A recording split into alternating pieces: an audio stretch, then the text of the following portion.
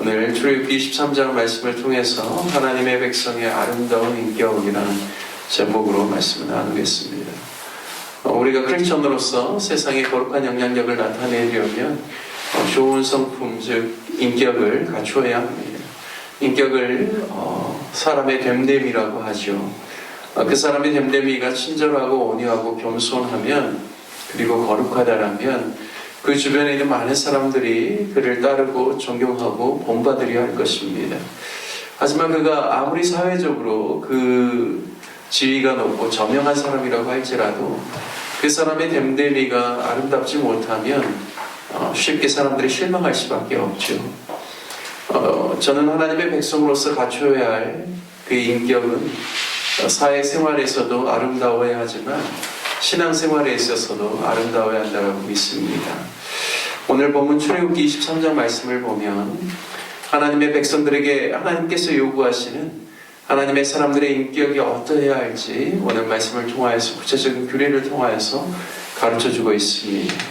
오늘 1절 말씀에 보면 거짓된 풍설을 퍼뜨리지 말라라고 말씀합니다. 영어 성경에서 보면 잘못된 보고들, 그리고 또는 잘못된 루머들을 퍼뜨리거나 전달하지 말라라고 이야기하고 있습니다.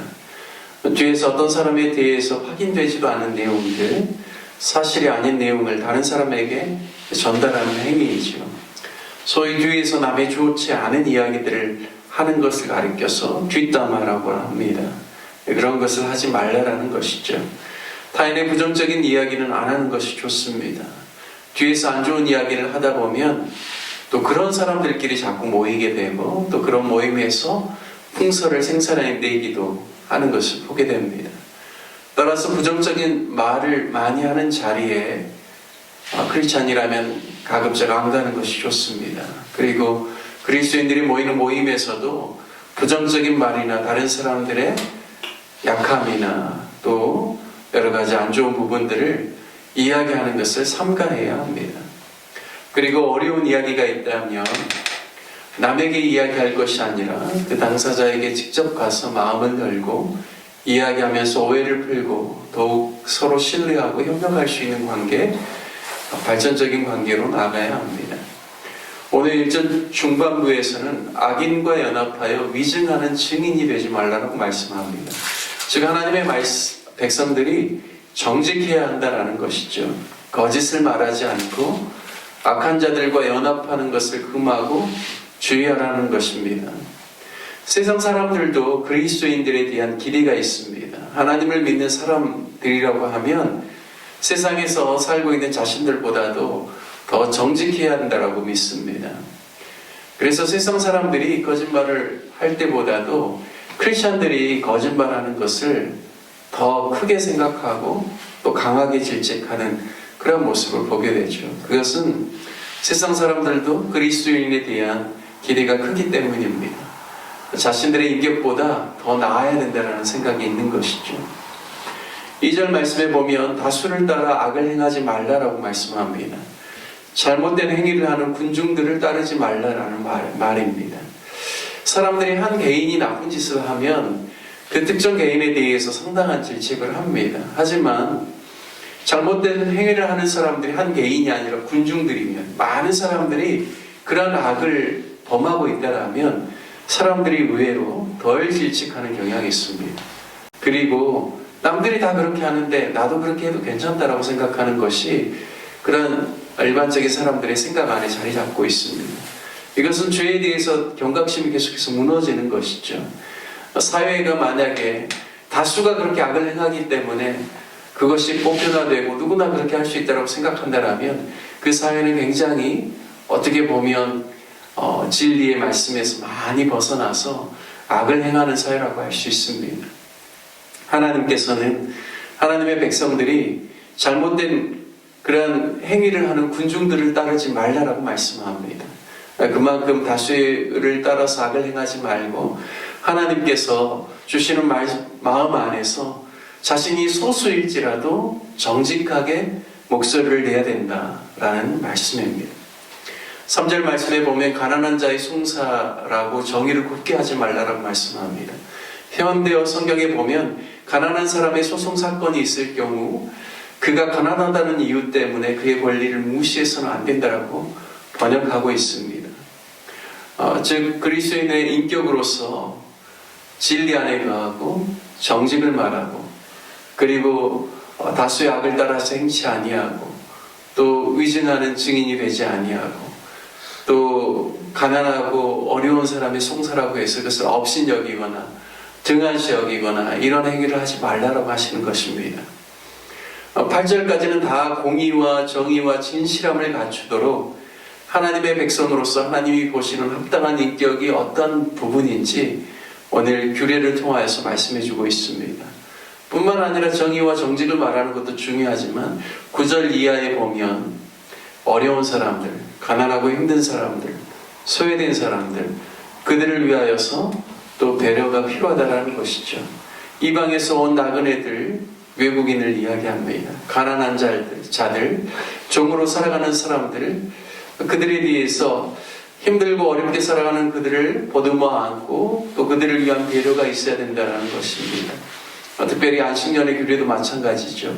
6년 동안 농사를 지으면서 밭이나 또 그 땅을 잘 기경하고 사용했다면 7년째는 그 땅도 쉬게 하라고 말씀하시는 이유가 있다면 그 땅도 힘을 얻을 뿐만 아니라 7년째 그 땅에서 나는 소산물을 가난한 자들이나 어려운 자들이 가져갈 수 있도록 하는 하나님의 배려가 그 안식년 안에 숨겨져 있습니다.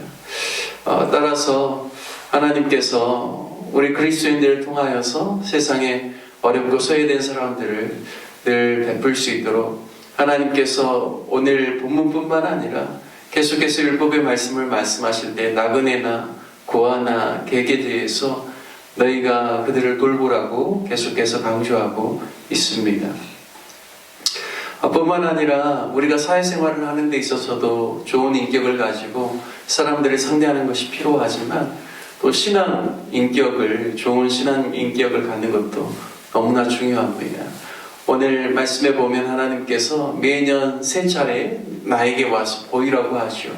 바로 절기에 대해서 말씀하십니다. 첫 번째 6월절에 대해서 말씀하실 때 6월절은 특별히 무교절과 함께 지킵니다. 그래서 하나님께서 이스라엘 백성들을 출애굽시키면서 그들을 구원해내신 하나님의 놀라운 구원의 역사를 그들이 자손 대대로 기억하면서 또 절기를 지킬 수 있도록 하죠.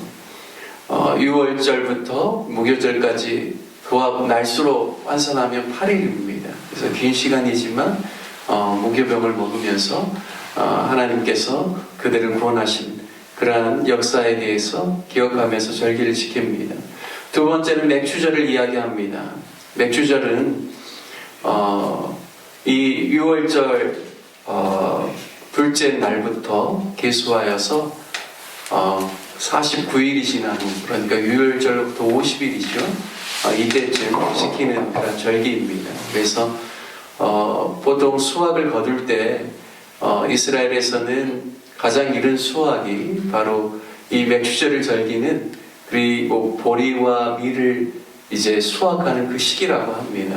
그래서 맥주절을 지키라고 하는 것은 너희가 가나안 땅에 들어가서 그 땅에서 이제 소산을 얻게 되면 첫 소산, 첫 그 추수를 하나님 앞에 감사하는 그러한 절기로 지키려는 이야기죠. 그리고 또 어떤 이야기도 있냐면요, 이스라엘 백성들이 출애굽하고 시내산에 이르는 그 날수를 한 50일로 이렇게 그들이 믿고, 그래서 특별히 이 맥주절을 지키면서 또 하나님의 말씀, 그들이 시내산에서 하나님의 말씀을 쉬어봤는데 그 말씀을 같이 읽고 그러한 절기로 지켰다고 합니다. 그리고 세 번째 말씀하시는 것은 수장절입니다. 이제 수장절은 그 무화과를 비롯한 여러 과일들과 가을의 소출을 그들이 다 수확한 다음에 그것을 그들의 창고에 드린다라고 해서 수장이라고 합니다. 그래서 그 절기를 지키라는 것이죠. 특별히 이때에 이제 나팔절이라든지 그리고 초막절, 장막절이라고 하는 이 절기가 이쯤에 같이 있습니다. 그래서 하나님께서는 이 세 절기를 중요하게 여기고 반드시 매년 남자들은 3번 나에게 나와서 이 절기를 지키라고 하는 것이죠. 왜 이겠습니까? 하나님께서 정기적으로 물론 안식일을 통하여서도 우리가 하나님 앞에 나아가고 하나님을 묵상하고 하나님 예배할 수 있지만 무엇보다도 특정한 절기를 통하여서 온 백성들 회중이 성회로 모여서 주님을 기뻐하고 주님을 예배하는 것을 통하여서 우리의 신앙이 계속해서 하나님 앞에서 잘 다져질 수 있도록 하나님께서 이스라엘 백성들에게 이렇게 새 절기를 허락하셨다는 사실을 알 수가 있습니다. 저는 특별히 인격에 대해서 생각할 때 오늘 본문에 나온 4절과 5절 말씀을 통하여서 참 많이 도전을 받았습니다. 내 원수의 길 잃은 소나 나귀를 보거든 반드시 그 사람에게 돌릴지며 내가 만일 너의 미워하는 자의 나귀가 짐을 싣고 엎드려짐을 보거든 그것을 버려두지 말고 그것을 도와 그 짐을 부릴지니라 말씀합니다. 여러분, 원수의 길 잃은 소나 나귀, 여러분 어떤 마음이 들까요? 잘됐다 이런 생각이 안 들겠습니까? 인간적으로 볼 때는요. 그런데 하나님께서 그렇게 하지 말라라고 하시죠. 내 원수의 길 잃은 소나 나귀라고 할지라도 그 사람에게, 너희 원수에게 그 길 잃은 나귀를 돌려주어라 라고 이야기하는 것이죠. 네가 만일 너를 미워하는 자의 나귀가 짐을 싣고 엎드려짐을 보거든 이라고 이야기합니다. 자신을 미워하는 사람의 가축인데 어떤 마음이 들겠습니까? 좋지 않은 마음 들을 수 있죠. 그런데 어려운 공경에 처해 있거든 도와주라라고 이야기하는 것이죠. 하나님께서 우리에게 바라는 그러한 인격의 수준이 얼마나 세상 사람들과 다른지를 보여주는 그런 말씀이다라고 믿습니다. 저와 여러분이 하나님의 그러한 마음을 잘 이해하고 또 그 마음을 담아서 또 이 땅 가운데 살아가면서 그리스도의 인격을 나타내므로 말미암아 많은 사람들에게 덕을 끼치고 또 주의 복음을 증거하는데 귀하게 쓰임받는 저와 여러분 되시길 주님의 이름으로 축복합니다. 함께 같이 말씀 적용하며 기도하기를 원합니다. 하나님의 백성과 자녀의 이름에 걸맞는 아름다운 인격을 쌓으면서 살아가는 사람들이 되게 해달라고 기도합시다.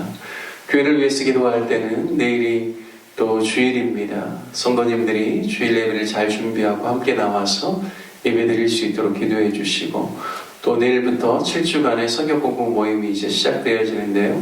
20명의 성도님들이 지원했습니다. 또 성경 공부 모임을 통하여서 영적으로 더욱더 성장할 수 있기를 위해서 기도해 주시길 부탁드리겠습니다. 다 같이 주님의 이름 부르시며 함께 기도하겠습니다.